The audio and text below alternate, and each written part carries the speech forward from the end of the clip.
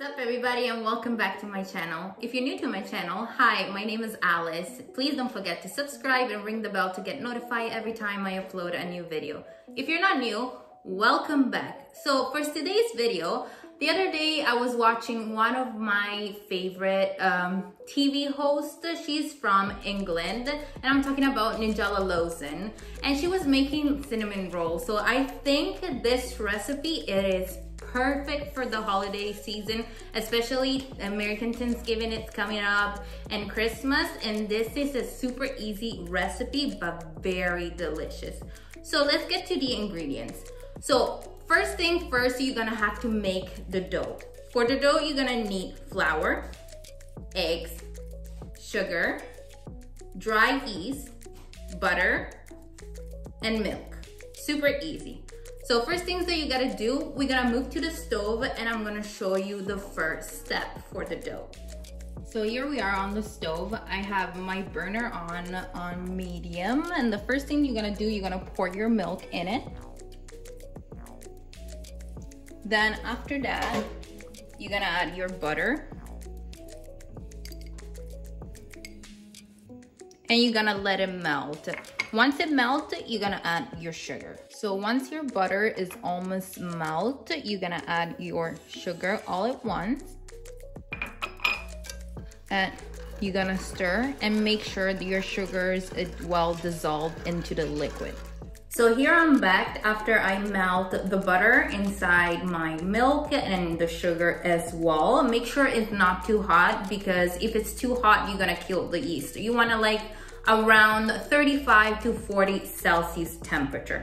So after that, we're gonna use my beautiful machine. As you guys know, I love my KitchenAid, so I'm gonna use this one, but you can also do this by hand. It's gonna take you a little bit more time and a little bit more strength, but you can do that even without the machine. But as you guys know, I love this one. So first things you're gonna do, you're gonna pour your flour in it. Again, like all my recipe, all the measurement, all the ingredients, I'm gonna be listed in the description box down below, as well in my Instagram page, so don't forget to check it out. So you're gonna pour the flour all at once into your machine.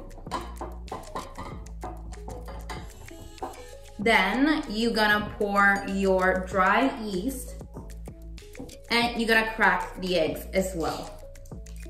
And you're gonna add the eggs as well into the machine.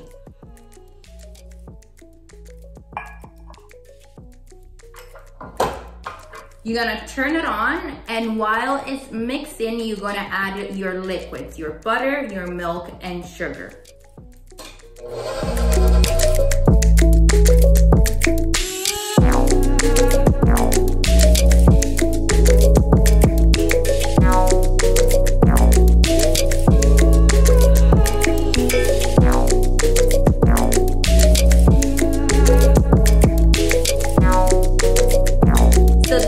Your dough should look like after kneading the dough for about 7 to 8 minutes with the machine. And maybe it's gonna take a little longer if you do it by hand. What I did, I greased my bowl with a little bit of oil, or you can also use melted butter. Then I plopped my dough into the bowl, and then I greased the surface of the dough as well. Now I'm gonna apply a little bit of plastic wrap on top, because I don't want it to get like dry on top, because we're gonna let this dough rest for about an hour. Make sure when you let the dough rise, you gotta put it in a warm place, and it's preferable when it's a dark place as well. What I usually do, I like to put my dough into the oven. Of course, it have to be off, and because it's usually dark and it's warm over there. So I'm gonna put this in there for an hour, and then we're gonna be back for the rest of the recipe. So this is what your dough likes after 1 hour. It doubled the size, it's nice and fluffy. So now it's time to roll the dough. But before that, I'm gonna show you what you're gonna put inside. So what are you gonna put inside? Again, all the measurement I'm gonna be listed in the description box down below. It's gonna be melted butter, cinnamon, and brown sugar. Super simple. What also you're gonna need? A rolling pin, a baking tray, and a little bit of flour, because when you're gonna roll the dough, you're gonna need that to prevent it from sticking to the surface and to the rolling pin. So what we're gonna do, we're gonna mix the cinnamon into the brown sugar first. Mix it well. And if you want, you can put gloves like I did, or you can use your bare hands. And you're gonna dust the surface with a little bit of flour. And you're gonna put your dough on the table.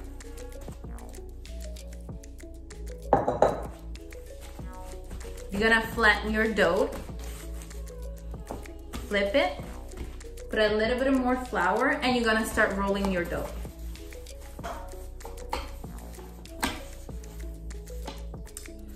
So once you roll your dough, you're gonna put the butter all over, and with a brush, you're gonna brush it all over the surface.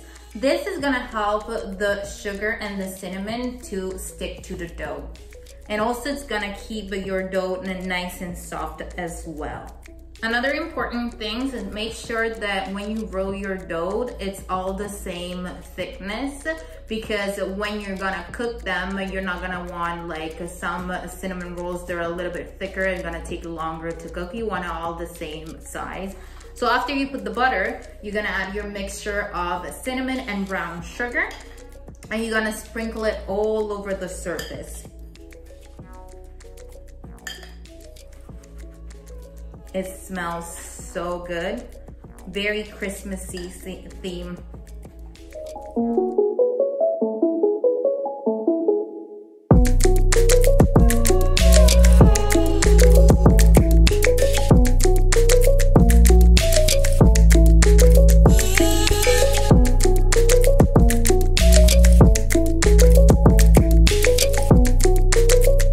Now it's time to roll your dough. So make sure you roll it pretty tight. And usually this recipe gives me around 12 cinnamon rolls. It depends also how much you roll your dough. So once you roll it, you're gonna grab a nice sharp knife and you're gonna cut it in half. And then you're gonna put it next to each other, so all the cinnamon roll gonna look the same, and you're gonna cut in half again. And then those logs, you're gonna cut it in 3.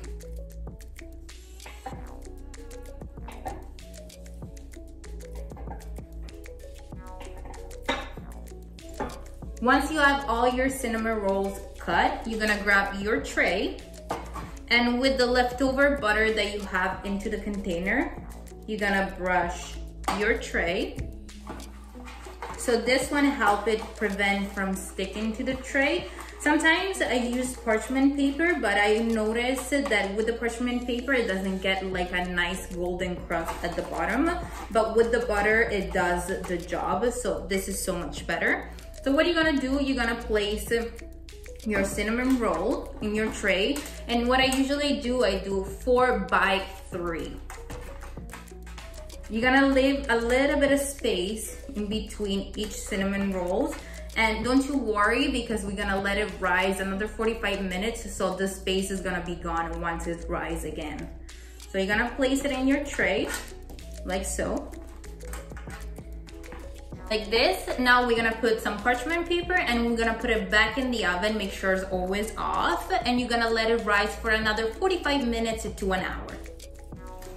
So here I have my cinnamon rolls after 45 minutes to an hour that I let it rest and rise again. My oven is ready at 400 Fahrenheit, so I'm gonna pop them in the oven for 15 minutes, and in the meantime we're gonna make the frosting. So my cinnamon roll are in the oven baking for 15 minutes. In the meantime, we're gonna make the frosting. So what you're gonna need is butter, cream cheese, powdered sugar, and vanilla powder. I use vanilla powder, but you can also use, instead of a packet of vanilla powder, you can use 1 tablespoon of vanilla extract. So first thing you're gonna do, you're gonna put your butter into your bowl. And then you're gonna add your cream cheese as well. Then you're gonna add your powdered sugar all at once and your vanilla.